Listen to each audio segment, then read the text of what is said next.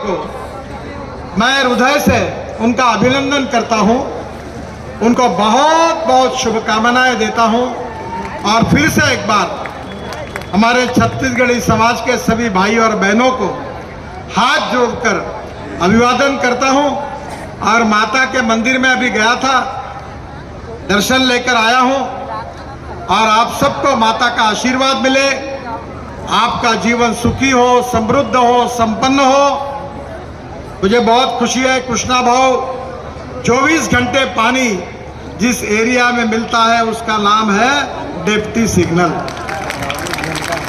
सब जगह cement concrete के रोड बन गए हैं, सब जगह बिजली की बत्ती, दिवा बत्ती की व्यवस्था हुई है।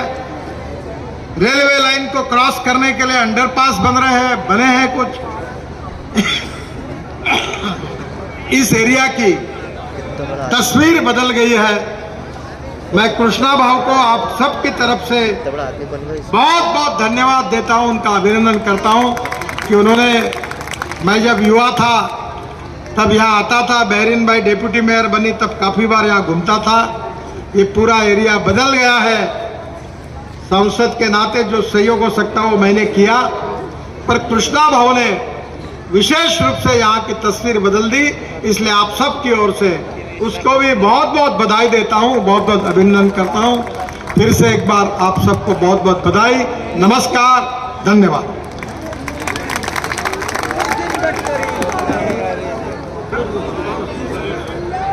छत्तीसगढ़ी बैंक